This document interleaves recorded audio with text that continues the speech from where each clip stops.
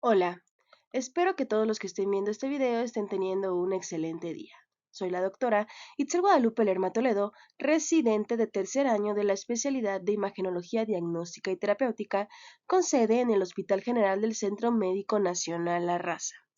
Y para dar continuidad al módulo de gastroenterología del año 2025, hoy presento ante ustedes el tema de intestino delgado 2. Objetivos de esta charla tenemos reconocer los datos imagenológicos de las enfermedades que abordaremos durante la siguiente presentación e identificar las manifestaciones clínicas de las siguientes entidades para justificar la realización de estudios de imagen y contribuir al diagnóstico. Nuestro temario abarca 3 rubros. Comenzaremos platicando sobre la enfermedad vascular, donde abordaremos la neumatosis intestinal y la isquemia mesentérica. Continuaremos hablando sobre las neoplasias benignas, donde platicaremos sobre el síndrome de Peutz-Jeghers y el síndrome de poliposis juvenil. Y para finalizar, hablaremos sobre las neoplasias malignas, donde charlaremos sobre el adenocarcinoma y el linfoma. Entonces, comencemos con la enfermedad vascular. Hablaremos primeramente sobre la neumatosis intestinal. ¿Cómo se define la neumatosis intestinal? Será la presencia de gas en el interior de la pared intestinal. Para ser más específicos, son colecciones quísticas lineales o circunferenciales de gas en la capa subserosa o submucosa de la pared del tracto gastrointestinal. Importante recalcar que es un dato radiológico, no constituye una enfermedad en sí misma. Puede afectar a cualquier tramo del tubo digestivo, desde el esófago hasta el recto. Con mayor frecuencia será afectado el intestino delgado, con el 42%, seguido del colon con un 36%. Hablando de ambas localizaciones, se verán afectadas en el 22%. Y dentro del intestino delgado es más frecuente que se vea afectado el yeyuno. Respecto a la epidemiología de la neumatosis intestinal, es difícil determinar su prevalencia debido a que la mayoría de los casos suelen ser asintomáticos. Sin embargo, se tiene una estimación de que afecta al 0.03% de la población. Tiene predilección por el sexo masculino, con una relación de 3.5 a 1 respecto al sexo femenino. Su pico máximo de incidencia es entre los 50 y los 60 años. La neumatosis intestinal tiene múltiples etiologías, se ha asociado hasta a 60 causas, y aunque casi siempre pensamos en ella como un signo de gravedad y sufrimiento intestinal, puede tratarse de un hallazgo incidental y de curso totalmente indolente. Por lo tanto, podemos dividir las causas de la neumatosis intestinal en dos grandes categorías: causas benignas, causantes del 15% de los casos de neumatosis intestinal, dentro de las cuales tenemos enfermedades pulmonares como asma y enfisema, algunas enfermedades sistémicas como SIDA y lupus eritematoso sistémico, enfermedades intestinales, donde cabe mencionar a la obstrucción intestinal, causas iatrogénicas como un enema de vario, algunas causas medicamentosas, principalmente por ingesta de corticosteroides, y causas primarias, donde es de suma importancia mencionar a la neumatosis quística del colon. En el otro apartado tenemos a las causas que ponen en riesgo la vida, responsables del 85% de los casos de neumatosis intestinal. La isquemia mesentérica es la causa más común en este grupo. Conocer la etiología es importante porque las causas benignas no suelen requerir tratamiento, mientras que en el caso de las que ponen en riesgo la vida del paciente, la mayoría precisará cirugía, por lo que para reducir la morbimortalidad es imprescindible distinguir a los pacientes que van a necesitar un tratamiento quirúrgico urgente. La neumatosis intestinal se describió por primera vez en 1783 por Duvernoy y aún se desconoce exactamente su patogénesis. El mecanismo fisiopatológico que lleva a este signo radiológico es poco conocido y a lo largo del tiempo se han aceptado 3 teorías en relación con su fisiopatología. La primera es la teoría mecánica. Dicha teoría postula que el gas entra en la pared del intestino a través de diferentes rutas. La primera ruta es por alteración de la mucosa con disrupción de la continuidad normal, esto como resultado de procesos de inflamación, ulceración, traumatismo y necrosis. La segunda ruta como resultado de un incremento de la presión intraluminal. Dicho incremento produce pequeñas disrupciones en la capa mucosa y fuerza el paso del aire a través de la misma capa, como en la oclusión intestinal, en el enfisema o en el vómito. Y la tercera ruta es un aumento de la permeabilidad de la mucosa debido a una barrera inmunológica deficiente por procesos de inmunodeficiencia o inmunosupresión. Posteriormente tenemos a la teoría bacteriana. Dicha teoría propone que los bacilos formadores de gas entran en la submucosa a través de desgarros o aumento de la permeabilidad de la mucosa y producen gas dentro de la pared intestinal. Esta hipótesis sugiere que la formación de este signo radiológico en conectivopatías como la esclerodermia, donde el sobrecrecimiento bacteriano se facilita por el estado hipóxico y la hipomotilidad del intestino en esta enfermedad de la colágena. Por último, tenemos la teoría pulmonar. Dicha teoría pulmonar postula que el aumento de la presión torácica, como sucede en pacientes ventilados mecánicamente, en el asma bronquial o el EPOC, es la causa de la ruptura alveolar con la consecuente difusión de gas hacia la serosa gastrointestinal, siguiendo la ruta perivascular o perilinfática. Una combinación de la teoría mecánica y la bacteriana también es plausible, puesto que el sobrecrecimiento bacteriano en el tracto gastrointestinal por diversas causas puede provocar una producción excesiva de gas hidrógeno, distensión intestinal y posteriormente la disección de gas hidrógeno intraluminal hacia la pared intestinal.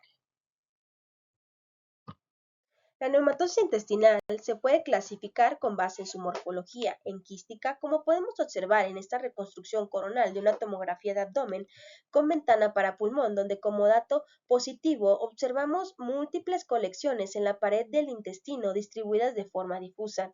Dichas colecciones adquieren una forma ovoidea o redondeada y tienen un contenido isodenso a aire, esto en relación a una neumatosis quística. O también puede adquirir una forma lineal y circunferencial, como observamos en esta magnificación de una reconstrucción coronal de una tomografía de abdomen con ventana para pulmón, donde vemos igual múltiples colecciones en la pared intestinal. Algunas adquieren una forma circunferencial, otras algunas pueden tener forma lineal y tienen un contenido isodenso a aire. Esto en una relación a neumatosis lineal y circunferencial.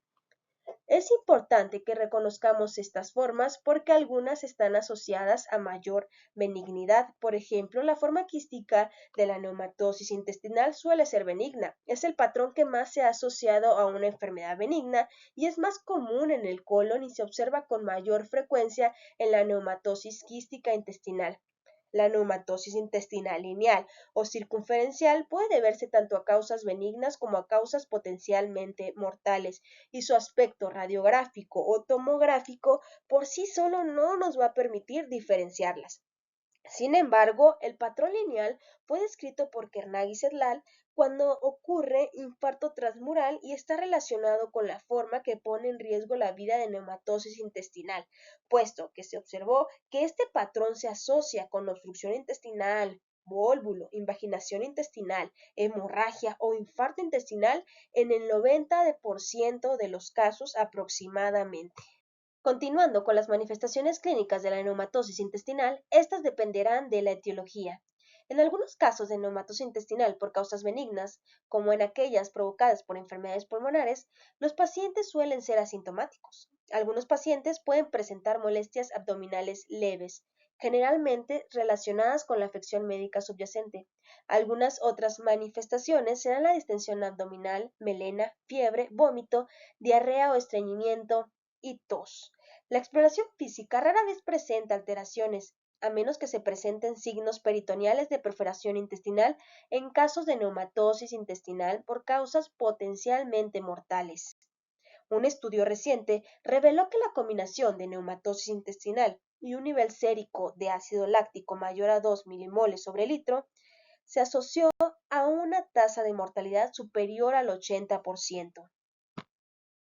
Hablando de los datos por imagen de la neumatosis intestinal, quizás es conveniente comenzar con la radiografía. puesto que es el método de imagen más solicitado y utilizado en el área de urgencias. Tendrá una sensibilidad del 23% y podemos observar áreas radiotransparentes de disposición lineal, quística o circunferencial, así como distensión de asas intestinales, así como podemos ver en esta radiografía anteroposterior de abdomen en decúbito supino, en donde observamos asas de intestino centralizadas y dilatadas, con áreas radiotransparentes en la pared intestinal. Algunas adquieren una morfología circunferencial y están distribuidas de manera difusa. Esto en un paciente con un diagnóstico de neumatosis intestinal. Otro dato por imagen a tomar en cuenta en la neumatosis intestinal que se puede observar desde la radiografía es la neumatosis portal. Siempre se tiene que buscar de manera muy intencionada, puesto que este dato ante una neumatosis intestinal nos está hablando de una gravedad del paciente. Es un dato ominoso, es un dato premortem. Pero ¿cómo vamos a observar la neumatosis portal en la radiografía? Bueno, la observaremos como imágenes tubulares radiotransparentes en forma de ramificación en la situación del hígado. Importante recordar que lo diferenciaremos de la neumobilia por extensión periférica en el hígado, teniendo la neumobilia una distribución más central. Para ejemplificar a la neumatosis portal, tenemos esta magnificación de una radiografía de abdomen anteroposterior en decúbito supino, en la cual podemos observar estas imágenes tubulares radiotransparentes que se ramifican, se van hacia la periferia y las observamos en la situación del hígado. Continuando con el abordaje diagnóstico de la neumatosis intestinal, el siguiente método de imagen será la tomografía computada. Este es el método de elección para el diagnóstico, puesto que tiene una precisión diagnóstica mayor al 95%. Tiene una mayor sensibilidad que la radiografía para detectar neumatosis intestinal, así como mayor sensibilidad para detectar gas venoso portal hepático y portomesentérico, cuya presencia sabemos nos habla de una causa potencialmente mortal de neumatosis intestinal. Además, la tomografía computada nos ayuda a evaluar la extensión de la neumatosis intestinal y las posibles complicaciones asociadas. La posibilidad de realizar reconstrucciones en varios planos hace que el diagnóstico sea mucho más sencillo. El protocolo de adquisición será una fase simple con una ventana para pulmón para la evaluación del gas.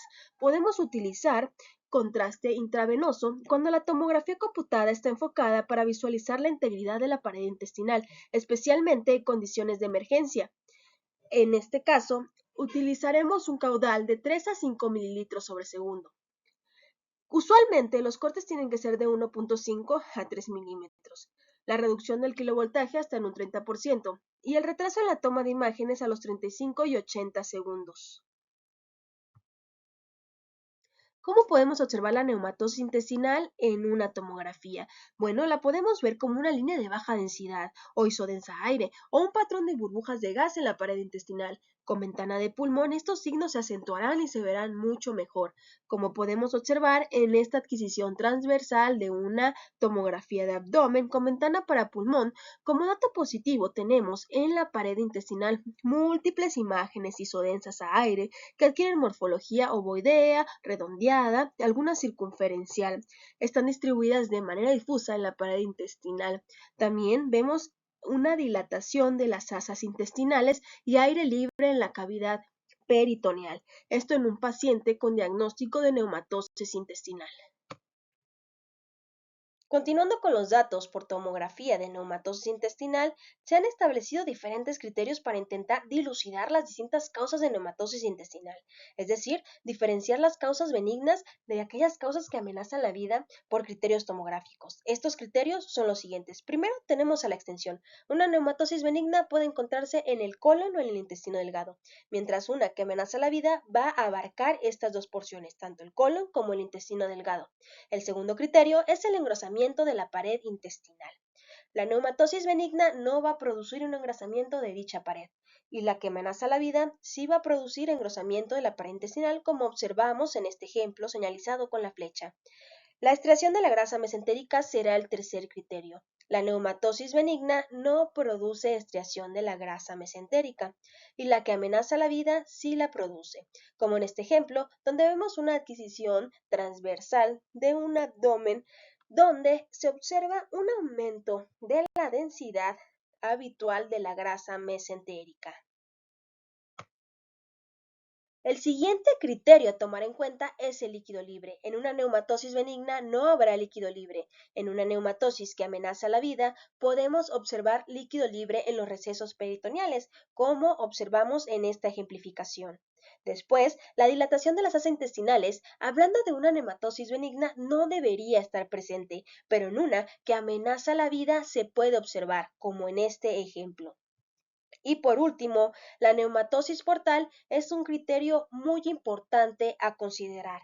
En una neumatosis benigna no vamos a observar neumatosis portal, pero si tenemos una que amenaza la vida, tendremos la presencia de neumatosis portal, como podemos observar en esta magnificación de una reconstrucción coronal de una tomografía de abdomen, donde vemos imágenes tubulares contenido isodenso aire que se ramifican hacia la periferia en la situación del hígado. Esto en relación a neumatosis portal. El pronóstico de la neumatosis intestinal es variable y dependerá de la etiología más que de la extensión del gas. Si estamos hablando de una neumatosis intestinal de causa benigna, el pronóstico es bueno, la mortalidad es sumamente baja y a menudo se maneja de forma conservadora. Sin embargo, si hablamos de una neumatosis intestinal que amenaza la vida del paciente, el pronóstico va de reservado a grave y la mortalidad es elevada si no se logra diagnosticar y tratar a tiempo, puesto que puede superar del 50 al 80% en aquellos casos donde ya exista necrosis de la pared o perforación.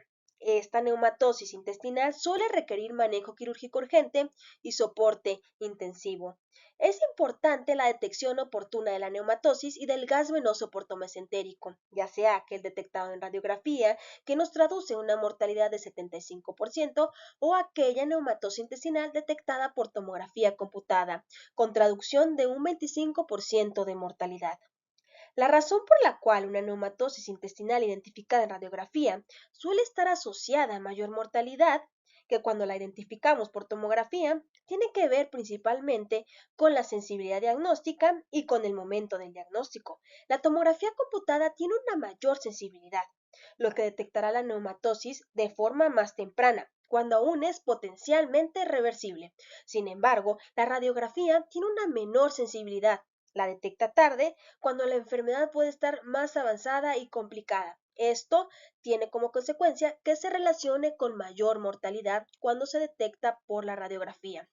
Las complicaciones de la neumatosis intestinal pueden ser provocadas por la ruptura espontánea de la neumatosis. Esto condicionará un neumoperitoneo.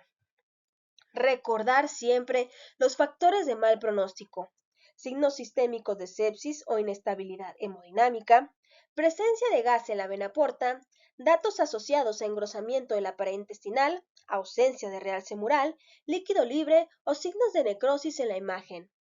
Clínicamente o laboratorialmente, acidosis metabólica, leucocitosis severa, lactato elevado, edad avanzada y comorbilidades como enfermedad cardiovascular o renal.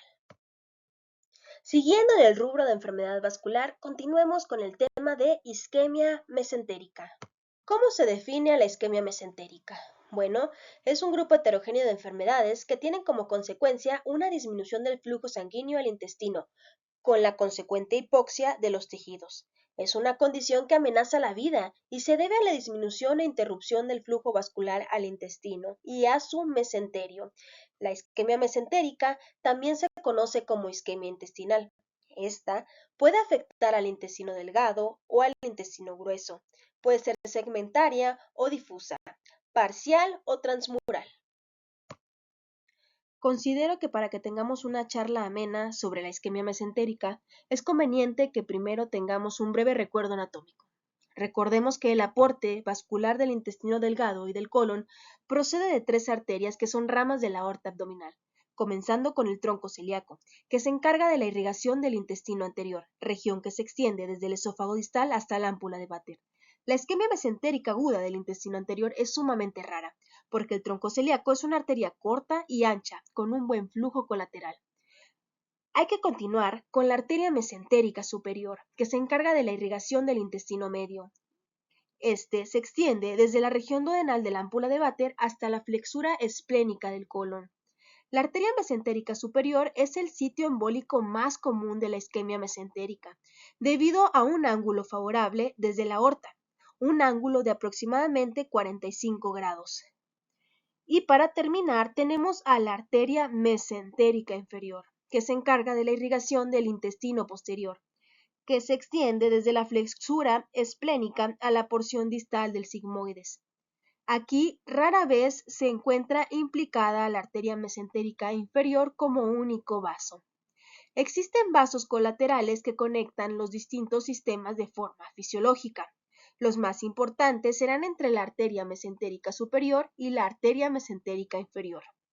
Tenemos a la arteria marginal de Drummond, que es una arcada periférica y paralela al marco cólico. Y tenemos a la arcada de Riolano, una arcada que será más central que anastomosa la cólica media con la cólica izquierda. Debido a que cada arteria y sus ramas se comunican entre sí a través de una red de conexiones colaterales que brindan protección contra la isquemia, el intestino puede sobrevivir a una reducción aguda de aproximadamente el 75% en el flujo sanguíneo mesentérico, hasta por 12 horas, sin que se manifieste una lesión sustancial. Sin embargo, si el suministro de sangre al tejido intestinal se restringe por debajo del nivel mínimo requerido para mantener la función vital, se desarrolla una lesión isquémica del intestino. Tenemos frente a nosotros una reconstrucción coronal de una angiotomografía de abdomen. Es una fase arterial donde podemos observar a la arteria mesentérica proximal y algunas de sus ramas, como las ramas yeyunales. También podemos ver algunas ramas ileales. El retorno venoso es a cargo de las venas mesentéricas superior e inferior.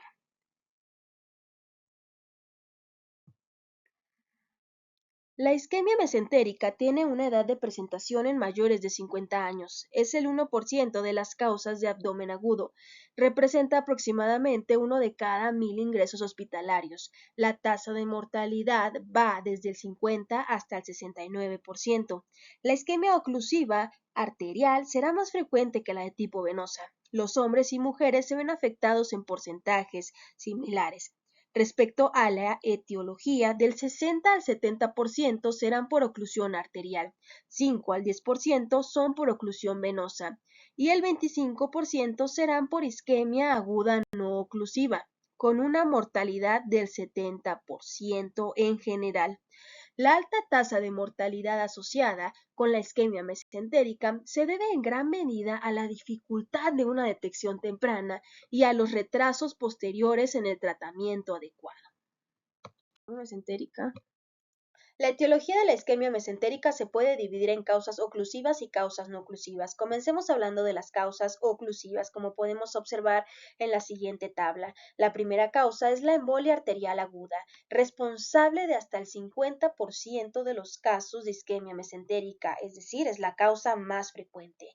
Suele estar causada por émbolos de origen cardíaco, como trombos auriculares asociados a fibrilación auricular, factor de riesgo, trombos murales tras un infarto al miocardio, factor de riesgo, y émbolos procedentes de placas ateromatosas aórticas. Por lo tanto, placas ateromatosas también sería un factor de riesgo. La arteria mesentérica es la rama arterial visceral más vulnerable a la embolia, debido a su bajo ángulo de ramificación desde la aorta, como ya se había mencionado. También se puede hablar de que los émbolos se alojan aproximadamente de 6 a 8 centímetros del origen, cerca del orificio de la arteria cólica media. Este cuadro siempre está acompañado de otros signos de embolismo sistémico, como infartos viscerales en otras localizaciones. Sigamos con la trombosis arterial, que representa aproximadamente el 20% de los casos de isquemia mesentérica y es la causa más común de pacientes mayores de 70 años. Se debe a la aterosclerosis de las arterias viscerales y la isquemia intestinal se desarrollará cuando dos de las tres arterias, generalmente serán el tronco celíaco y la arteria mesentérica superior, sufren una estenosis u oclusión grave. Los principales factores de riesgo serán la enfermedad aterosclerótica y la dislipidemia, seguidas de la hipertensión, la diabetes, la deshidratación, el síndrome antifosfolípidos y la terapia con estrógenos. La mayoría de los pacientes con trombosis arterial presentarán enfermedad aterosclerótica en otras localizaciones, como enfermedad cardiovascular o cerebrovascular o enfermedad arterial periférica. Posteriormente, como última etiología, tenemos a la trombosis venosa, hablando por supuesto de las causas oclusivas, responsable del 10% de los casos de isquemia mesentérica. Y esta puede ocurrir en poblaciones más jóvenes en comparación con las poblaciones de otras causas. Tiene la edad pico de inicio más temprana. Puede ocurrirse en una enfermedad subyacente, se conocería como primaria, pero principalmente se desarrolla con una enfermedad subyacente, como hipertensión portal, estados de hipercoagulabilidad, como deficiencia de la proteína C y proteína S, policitemia, también puede ser por insuficiencia cardíaca, traumatismo abdominal, infección abdominal, pancreatitis, neoplasias malignas, entre otras. Aproximadamente la mitad de los pacientes con trombosis venosa mesentérica tienen antecedentes de trombosis venosa profunda y embolia pulmonar. El uso de anticonceptivos orales, el embarazo y el puerperio son factores de riesgo en mujeres jóvenes. Continuando con las causas no oclusivas que se encontrarán en el 20% de los pacientes, estas serán por una disminución generalizada del flujo intestinal como una falta de autorregulación en estados de bajo flujo, hablando de hipovolemia, uso de vasopresores, insuficiencia cardíaca o sepsis, fallo cardiogénico o una obstrucción mecánica. Dentro de la fisiopatología de la isquemia mesentérica, tenemos que las capas del intestino se ven afectadas desde la más interna a la más externa, es decir, primero la mucosa, la submucosa, la muscular y por último la serosa. Esto es importante porque la mucosa, al ser la primera en convertirse en isquémica, será la causa del dolor extremo y visceral. Sin embargo, debido a que las estructuras externas, como la muscular y la serosa, no se han vuelto isquémicas, existe una irritación mínima del peritoneo parietal. Por lo tanto, hay un dolor desproporcionado que es muy característico al examen físico al principio del proceso de la enfermedad. Eventualmente, las capas muscular y serosas se vuelven isquémicas e infartadas, lo que llevará a la irritación peritoneal y a la rigidez. La isquemia intestinal aguda tiene tres estadios según la afectación de dichas capas. Primero tendremos el primer estadio, la colitis o enteritis isquémica reversible, que se caracteriza por necrosis, erosiones y ulceraciones de la mucosa y o hemorragias, y como ya habíamos mencionado, es la causa de dolor extremo y visceral. El segundo estadio es la extensión a la pared intestinal con necrosis de la submucosa y capas musculares. La reparación local puede producir cambios fibróticos. Y para terminar, el tercer estadio, que es la necrosis transmural, donde ya se va a presentar la irritación peritoneal y la rigidez, asociado a una alta mortalidad que requerirá una intervención quirúrgica inmediata. Y en estas imágenes podemos observar cómo se ve la pared del intestino en los diferentes estadios. La isquemia mesentérica puede ser aguda o crónica al momento de su manifestación clínica. La isquemia aguda presentará una triada clínica: inicio súbito del dolor abdominal, diarrea y vómito. Recordemos que el dolor abdominal será desproporcionado, ya lo vimos en la fisiopatología, a los datos del examen físico. También se puede presentar distensión abdominal, tenesmo y heces sanguinolentas. Si hablamos de una isquemia de tipo venoso, que lo veremos también más adelante, esta tendrá una instauración gradual e insidiosa. La isquemia crónica es sumamente rara y se considera una isquemia aguda mesentérica inminente. Cuando se presenta la sintomatología, hablamos de una angina intestinal, puesto que el dolor abdominal se presenta postprandial, permanecerá 1 a 2 horas después de la comida. Las pacientes, usualmente son mujeres, tendrán pérdida de peso, vómito, náuseas y diarrea. El dolor intenso generará que tengan un miedo a comer, lo que se conoce como citofobia. Como podemos ver, el diagnóstico clínico es un tanto difícil, siendo el principal síntoma el dolor abdominal severo y desproporcionado, pero con la mala respuesta a los analgésicos. Y debido a ello, las pruebas de imagen jugarán un papel muy importante para hacer el diagnóstico. Continuando con el cuadro clínico, la siguiente tabla tiene la intención de que observemos las tres causas oclusivas que ya vimos a detalle, pero aquí nos vamos a enfocar en las manifestaciones clínicas. Hablando del embolismo arterial, los pacientes suelen presentar un dolor abdominal intenso, repentino y continuo, más intenso que en los pacientes con trombosis arterial. Esto se debe a que la oclusión de la arteria mesentérica superior será repentina, sin suficiente desarrollo de vasos colaterales. Hablando de la trombosis arterial mesentérica aguda, la evolución será relativamente lenta, debido al desarrollo de circulación colateral adicional, y suele asociarse con antecedentes de angina abdominal o pérdida de peso, lo que sugiere isquemia mesentérica crónica. Y en la trombosis venosa mesentérica, el inicio se caracterizará por un dolor abdominal subagudo que puede manifestarse durante 2 a 4 semanas con síntomas de náuseas y vómitos.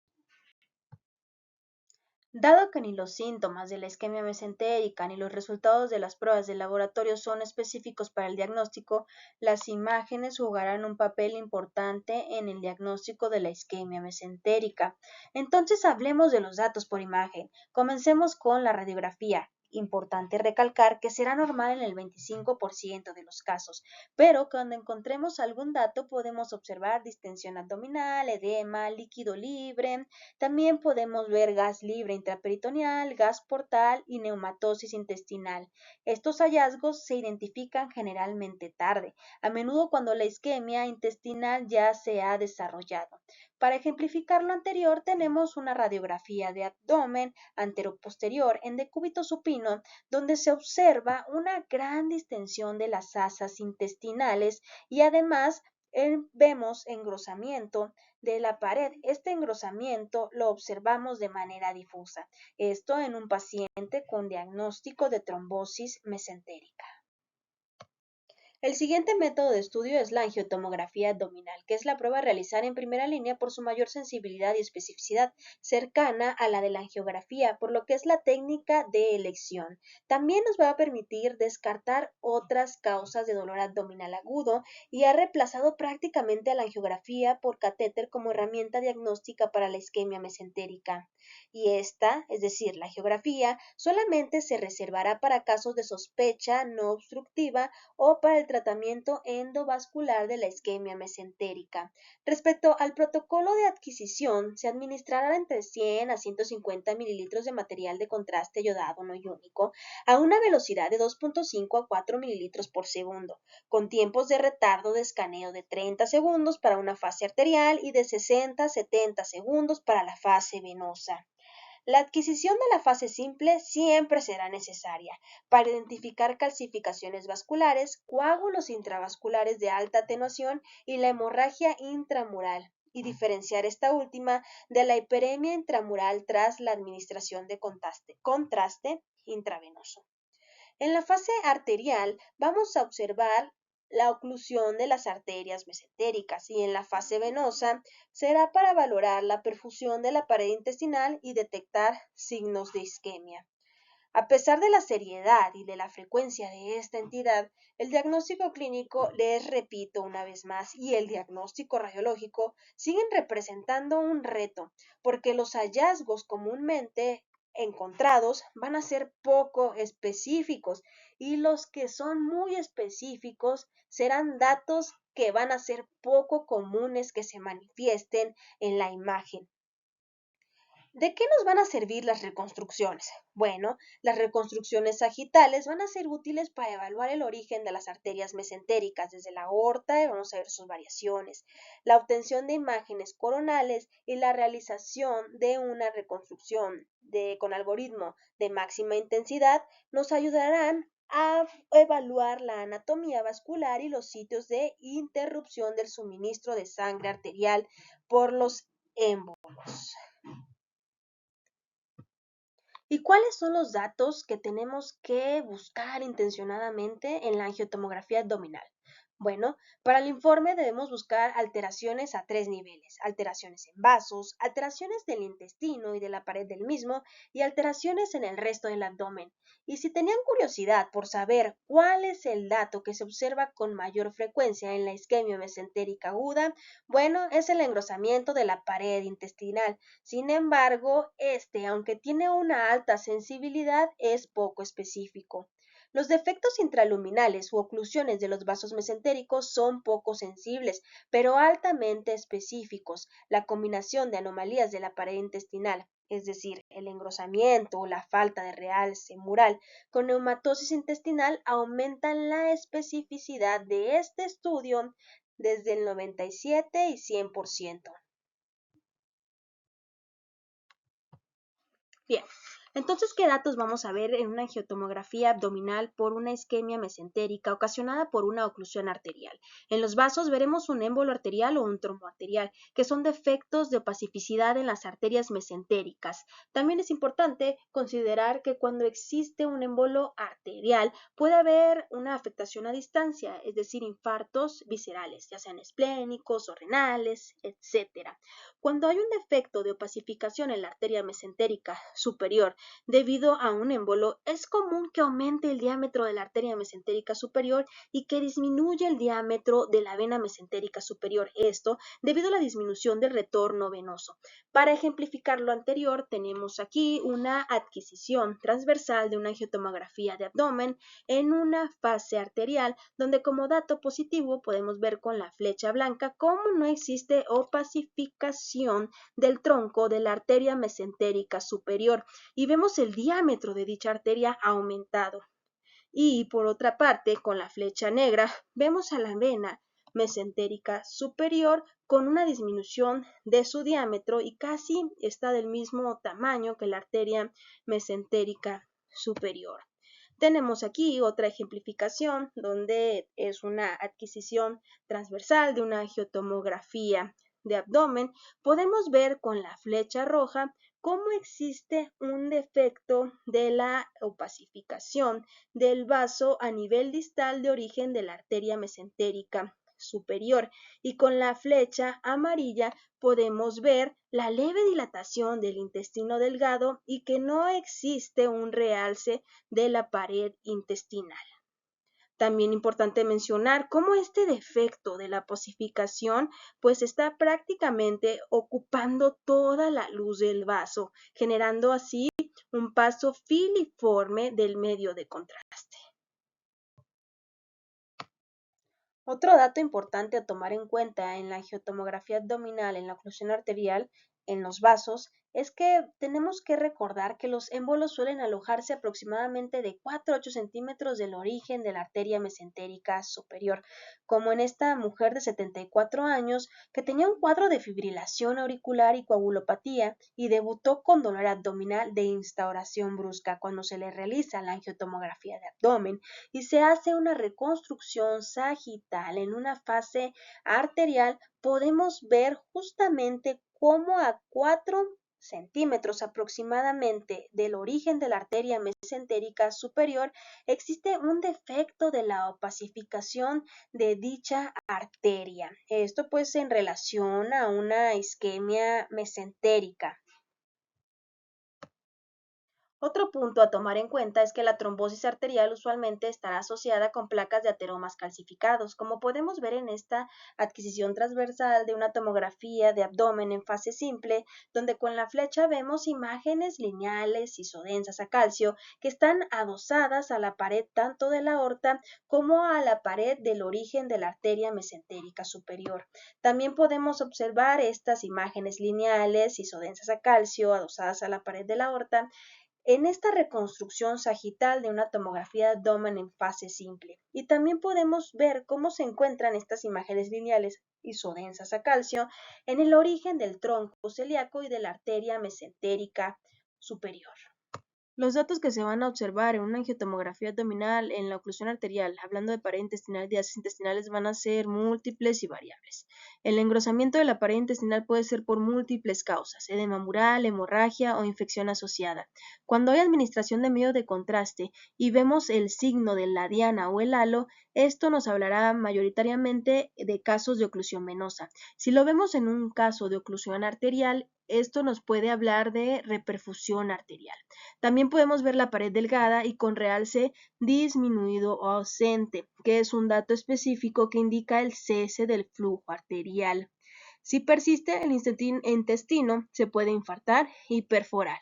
También existen casos en que la pared se ve de alta densidad en la tomografía simple. Esto puede hablarnos de un infarto hemorrágico.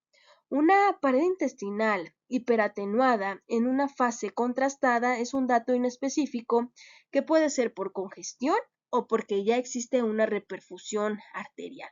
También podemos ver neumatosis intestinal, si existe la necrosis transmural o la dilatación de las asas intestinales. Como ejemplo de lo anterior, vemos una adquisición transversal de una tomografía de abdomen donde, señalada con la flecha amarilla, podemos observar en el ilion engrosamiento de la pared, esto de forma difusa. Esta es una fase venosa y podemos ver cómo no existe realce de la pared del ilion. Otro ejemplo lo podemos ver aquí en esta angiotomografía abdominal, igualmente en una fase venosa, donde, señalado con las flechas blancas, vemos al intestino delgado e engrosado, con la pared que muestra un halo o patrón en diana. Lo podemos observar en toda su pared, que esto es compatible con la apariencia de un intestino isquémico tras la reperfusión arterial. ¿Qué datos podemos observar en el resto del abdomen? Excreción grasa mesentérica, gas portomesentérico, líquido libre y nemoperitoneo, como podemos observar en este ejemplo de una angiotomografía abdominal en adquisiciones transversales y una reconstrucción coronal en fase arterial, donde vemos defectos de la opacificación de la arteria y venas mesentéricas superiores señaladas con las flechas blancas, y con la flecha roja podemos observar una neumatosis portal. Y por trombosis venosa u oclusión venosa podemos ver el defecto de represión en la vena, ingurgitación y congestión vascular venosa, circulación colateral, como vemos en esta reconstrucción coronal de una angiotomografía de abdomen en una fase venosa con la flecha roja. Vemos un gran defecto de opacificación en la vena mesentérica superior con extensión a las ramas más distales. Con la flecha amarilla vemos el segmento de ilion terminal que muestra una pared engrosada, edematosa, con menor realce del medio de contraste, y también podemos observar con la flecha blanca ingurgitación mesentérica y colapso de las ramas distales de la vena mesentérica superior. El tratamiento endovascular de la isquemia intestinal es el gold estándar cuando no hay datos de isquemia irreversible. Algunas patologías con potencial tratamiento endovascular es cuando la arteria mesentérica está afectada por medio de embolismo, trombosis o alguna disección. En el embolismo se hará una fibrinolisis, una trombectomía endovascular mecánica. En la trombosis, fibrinolisis, trombectomía más angioplastía. Y cuando hablamos de disección podemos dar anticoagulación, embolización, stent o fibrinolisis y una trombectomía endovascular. Recordar que los datos de isquemia irreversible son la pérdida del realce tras el paso del medio de contraste, la perforación o la neumatosis. Un ejemplo de tratamiento endovascular con fibrinolisis sería el siguiente. Vemos un defecto llenado en una fase arterial de una angiotomografía abdominal en la arteria mesentérica superior. Se corrobora con una arteriografía. Posteriormente se le da un bolo de urosinasa a esta paciente. A las 24 horas se realiza un control donde se ve totalmente la repermeabilización de la arteria mesentérica superior y de sus ramas distales. Continuaremos con las neoplasias benignas. Primero veremos el síndrome de Peutz-Jeghers. Este es un síndrome caracterizado por pigmentación mucocutánea en labios y cavidad oral, y también presenta pólipos amartomatosos en el tracto gastrointestinal, principalmente en el intestino delgado. Se estima que existe un caso por cada 120,000 recién nacidos vivos. Respecto a su etiología, es un trastorno de herencia autosómica dominante en el 75% de los casos, aunque también se puede presentar de forma esporádica en el 25%. Estará ocasionado por alteración del brazo corto del cromosoma 19. El gen mutante se conoce como LKB1 o STK2, siendo un gen supresor de tumores. El síndrome de Peutz-Jeghers representa el primer síndrome de susceptibilidad a cáncer que resulta de la inactivación de la sinasa, lo que origina predisposición a desarrollar tumores malignos hasta en el 93% de los casos. Pueden ser tumores de mama, ovario, cervix, útero y testículos. Los pólipos que se van a presentar en este síndrome serán amartomatosos. Dentro de las manifestaciones clínicas habrá gastrointestinales como los pólipos intestinales, obstrucción intestinal, dolor abdominal, sangre en heces, expulsión de pólipos por el ano o invaginación intestinal. Las extraintestinales estarán marcadas predominantemente por pigmentaciones mucocutáneas. Tendremos en los labios hasta el 95% o periorales. También vamos a tener en las mejillas del 65%, en las palmas de las manos hasta el 65% y en las plantas de los pies pueden presentarse también en un 65%.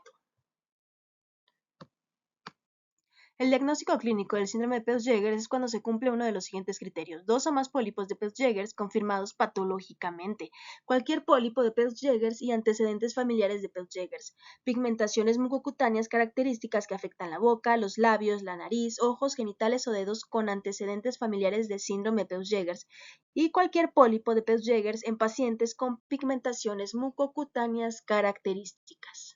Dentro de los datos por imagen del síndrome de Peutz-Jeghers en la fluoroscopía podemos observar múltiples defectos de llenado en relación con pólipos en el estómago, ilion y yeyuno, como podemos ver en este ejemplo, donde con las flechas grises podemos observar estos defectos de llenado en el estómago y con las flechas negras podemos observar también defectos de llenado en el yeyuno en una paciente con diagnóstico de síndrome de Peutz-Jeghers. Y amplificar los datos en tomografía, tenemos esta adquisición transversal de tomografía de abdomen en una fase simple con administración de medio de contraste oral positivo y una reconstrucción coronal de una tomografía de abdomen con administración de medio de contraste intravenoso, donde podemos observar múltiples lesiones intraluminales isodensas a tejidos blandos en el duodeno, en el yeyuno, en el ilion terminal. Podemos ver que estas lesiones isodensas a tejidos blandos son de gran tamaño y están causando compromiso intraluminal. El riesgo de desarrollo de cáncer en el síndrome de Peutz-Jeghers se considera de 9 a 18 veces mayor que en la población general. Por lo tanto, algo que nos compete como médicos radiólogos es el seguimiento por imagen de estos pacientes. Pero ante ustedes les dejo una tabla que nos habla del sitio del procedimiento con el que se va a seguir dicha enfermedad, cuándo se debe iniciar el seguimiento y el intervalo en años en el que se debe realizar cada uno de estos estudios, considerando los órganos importantes: estómago, intestino delgado, la mama, el testículo, el ovario y el útero y el páncreas. Dando continuidad a las neoplasias benignas, hablemos del síndrome de poliposis juvenil. El síndrome de poliposis juvenil es una enfermedad autosómica dominante que se caracteriza por la presencia de múltiples pólipos juveniles en el colon y recto, 98%, el estómago en un 14% y, con menor frecuencia, en el duodeno, yeyuno e ilion.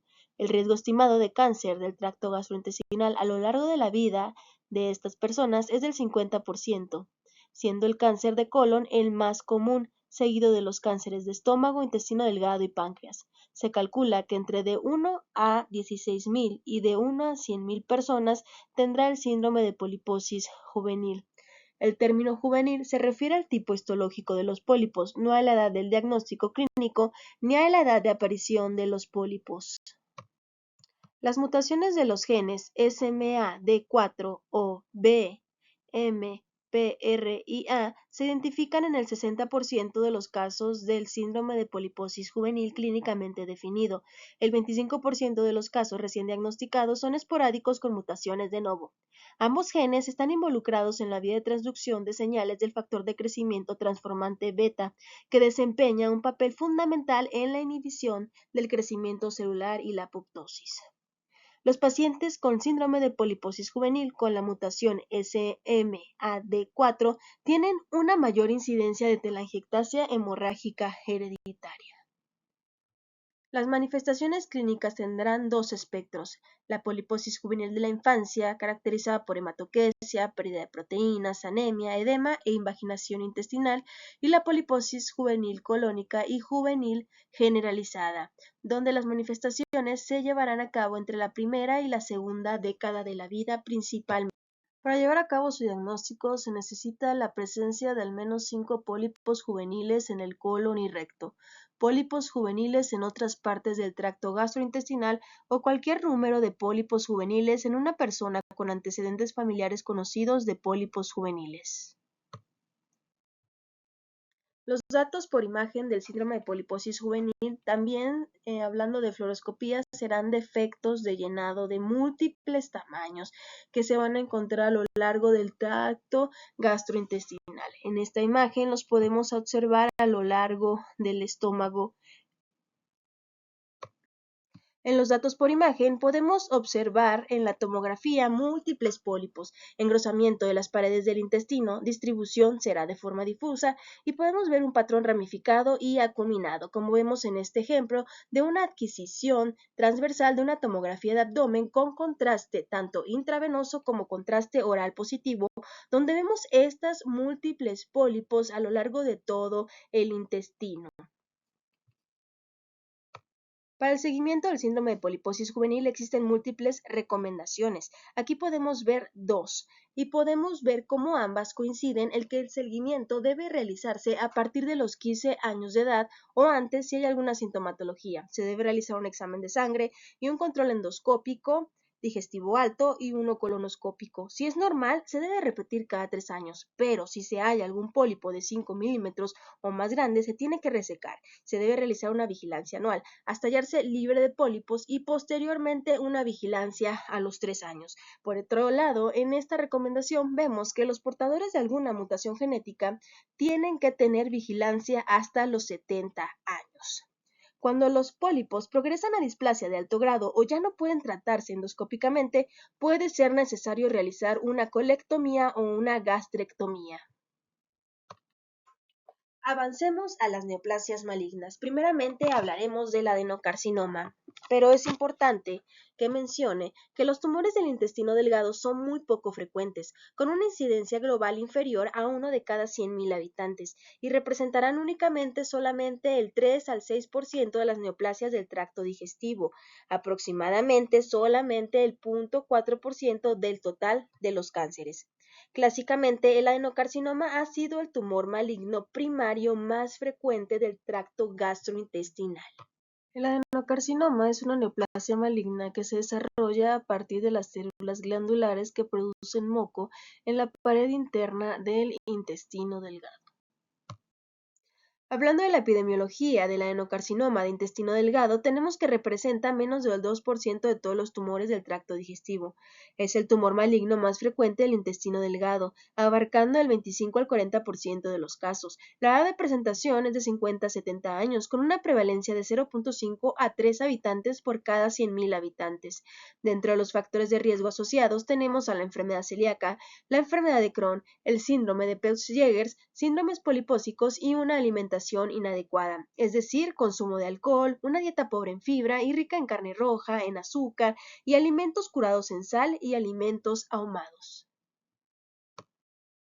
El adenocarcinoma de intestino delgado se encuentra habitualmente localizado en duodeno distal y yeyuno proximal. La localización más frecuente entonces será la unión duodeno-yeyunal. Sin embargo, si se asocia a la enfermedad de Crohn, la localización más habitual es el ilion. El adenocarcinoma de intestino delgado presentará generalmente manifestaciones clínicas tardías, como dolor abdominal inespecífico u obstrucción intestinal en el 90% de los casos, sangrado acompañado o no de anemia en el 50% de los casos y una lesión abdominal palpable en el 30% de las presentaciones. También pueden presentarse otros síntomas como pérdida de peso, vómito, ictericia. Y recordad que los datos de oclusión estarán presentes si la tumoración o la lesión ocluye más de 2/3 del lumen intestinal. Esto debido a la notable tolerancia del intestino delgado al fenómeno obstructivo. ¿Qué datos por imagen observaremos en el adenocarcinoma intestinal? Bueno, comenzaremos mencionando los que observaremos en la fluoroscopía. Veremos un defecto de llenado concéntrico, un lumen irregular, bordes salientes. Puede o no existir una ulceración. Habrá una estenosis estrecha y rígida con dilatación postestenótica. Y veremos el signo de la manzana mordida o corazón de manzana, como podemos observar en esta magnificación de un tránsito intestinal con un cono de compresión, donde a nivel del ilion marcado con la flecha blanca se observa un efecto de llenado concéntrico con bordes irregulares y vemos el paso filiforme del medio de contraste. Esto en relación al famosísimo signo de la manzana mordida.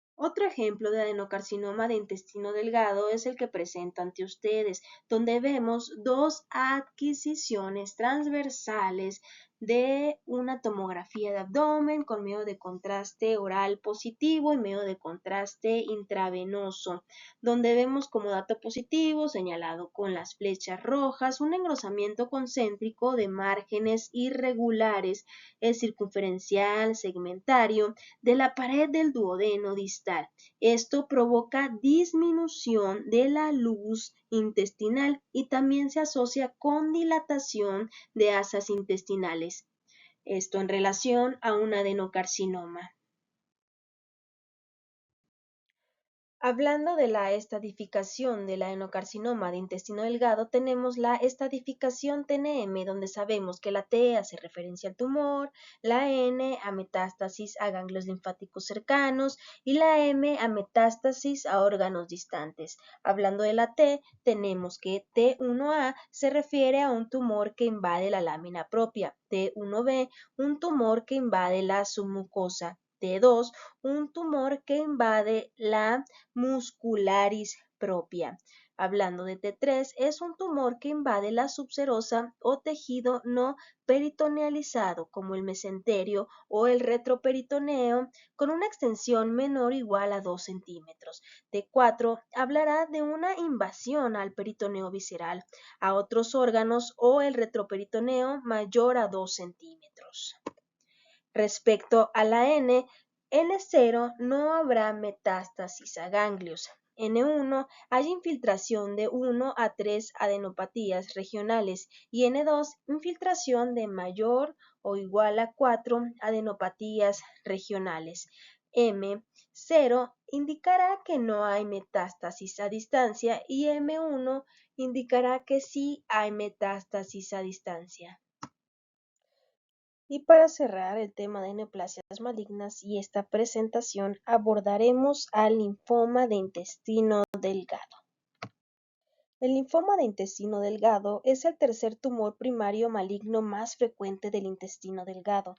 Suele tratarse de un tumor maligno de linfocitos B no Hodgkin del intestino. Puede ser un linfoma primario limitado al intestino, con o sin afectación de los ganglios mesentéricos.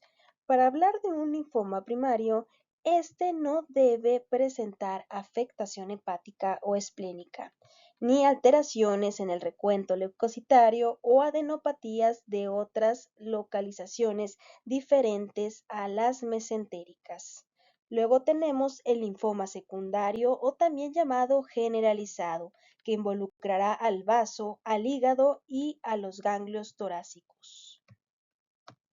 Hablando de la epidemiología del linfoma de intestino delgado, se presentará en un rango de edad de 50 a 60 años. Es el segundo sitio más frecuente del linfoma primario gastrointestinal, solamente después del estómago, que abarca el 51%, y en el intestino delgado, que ocupa el 33% de los casos. El lugar donde se presentará con mayor frecuencia será el ilion. Los factores de riesgo asociados son infección por Helicobacter pylori, receptores de trasplantes, SIDA, enfermedad celíaca y enfermedad intestinal inflamatoria. El mayor acúmulo de las placas de Peyer se encuentra en el ilion distal. Por esto, este lugar es el más frecuente del linfoma primario. Las manifestaciones clínicas del linfoma no siempre son específicas, pero suelen acompañarse más habitualmente de fiebre y no suelen producir cuadros obstructivos. Puede haber dolor, pérdida de peso, anemia, una tumoración palpable, síndrome de mala absorción, diarrea y datos de abdomen agudo. En el linfoma de intestino delgado existen unos criterios bastante útiles que nos ayudarán a diagnosticar el linfoma gastrointestinal primario, ayudándonos a diferenciarlo de uno secundario. Primero, tenemos que tener ausencia de linfadenopatías periféricas, ausencia de linfadenopatías mediastinales en la radiografía de tórax, un frotis de sangre periférica totalmente normal. Durante la laparotomía, el compromiso de solo esófago, estómago y el intestino o de solo los ganglios regionales. Y la ausencia de compromiso hepático y esplénico, excepto por la diseminación directa de la enfermedad a partir de un foco contiguo. ¿Qué datos se pueden visualizar en una tomografía computada en un paciente que tiene el diagnóstico del linfoma de intestino delgado? Bueno, es importante mencionar que esta enfermedad adoptará varios aspectos en la tomografía. Tendremos el aspecto típico, que es un engrosamiento parietal circunferencial importante y gradual de un segmento relativamente largo del intestino, habitualmente el ilion, y este segmento medirá más de 2 centímetros y tendrá una densidad homogénea. Dado que la mayoría de los linfomas no producen una reacción desmoplásica, es infrecuente el estrechamiento de la luz, aun con una enfermedad extensa, siendo por lo tanto poco frecuente la obstrucción. Esta característica nos ayuda en el diagnóstico diferencial con otras lesiones tumorales como los adenocarcinomas. Cuando el linfoma infiltra la capa muscular y destruye el plexo mientérico, disminuye la tonicidad de la pared y permite la dilatación aneurismática de la luz intestinal. También podemos encontrar metástasis ganglionares. La lesión del linfoma puede rodear a los vasos mesentéricos, pero no los infiltra ni los ocluye. Tenemos un ejemplo a la izquierda. Observamos el engrosamiento mural con la preservación relativa de la luz intestinal del ilion terminal. A la derecha, en esta reconstrucción sagital, vemos pequeñas dilataciones aneurismáticas de la luz del ilion terminal. Otras formas de presentación del linfoma de intestino delgado son los múltiples nódulos mucosos o una tumoración única de densidad de partes blandas que puede alcanzar gran tamaño, pero que no produce obstrucción intestinal. Tenemos este ejemplo, tenemos una imagen en adquisición transversal de una tomografía de abdomen con medio de contraste intravenoso y una reconstrucción coronal de la misma. Vemos el dato positivo marcado con las flechas naranjas. Es una lesión polipoidea, es intraluminal y causa una pequeña invaginación yeyuno-yeyunal.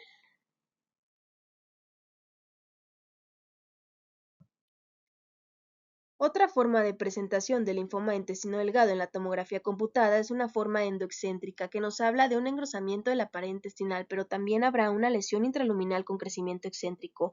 Esta forma es la que se asocia mayoritariamente a linfomatosis peritoneal. Para ejemplificar lo anterior, tenemos adquisiciones transversales de tomografía de abdomen y reconstrucciones coronales con administración de medio de contraste, donde podemos observar como dato positivo primeramente con la flecha azul un engrosamiento parietal de las asas de intestino delgado que muestra unos márgenes bien definidos con un crecimiento excéntrico hacia la raíz del mesenterio. Con la flecha blanca podemos observar adenopatías regionales y con la flecha roja una dilatación aneurismática de la luz intestinal en un paciente con linfoma B. Es importante que recordemos los aspectos que nos ayudan a diferenciarlo del adenocarcinoma, que son su localización más distal, se localizará en el ilion, la no disminución de la luz intestinal y el mayor componente de crecimientos adenopáticos locorregionales. Para la clasificación del linfoma del intestino delgado, hablando específicamente de los no hodgkinianos, tenemos la estratificación de Ann Arbor. En el estadio 1 hablamos de un tumor limitado al tubo digestivo, sea con una localización única o con múltiples lesiones contiguas. En el estadio 2 tenemos un tumor con extensión intraabdominal a ganglios. 2.1 serán ganglios locales, paragástricos o paraintestinales, y 2.2 serán ganglios a distancia, como los mesentéricos, paraórticos, paracavos, pélvicos o inguinales. En el estadio 3C tenemos una penetración de la serosa con afectación por contigüidad de órganos o tejidos adyacentes, y en el estadio 4 hay una afectación intestinal difusa o existencia de afectación supradiafragmática o medular. Bien, hemos llegado al fin de esta plática. Espero que la plática haya sido de su agrado y que les permita identificar con mayor facilidad los datos imagenológicos de las enfermedades antes mencionadas. Por su atención, muchas gracias.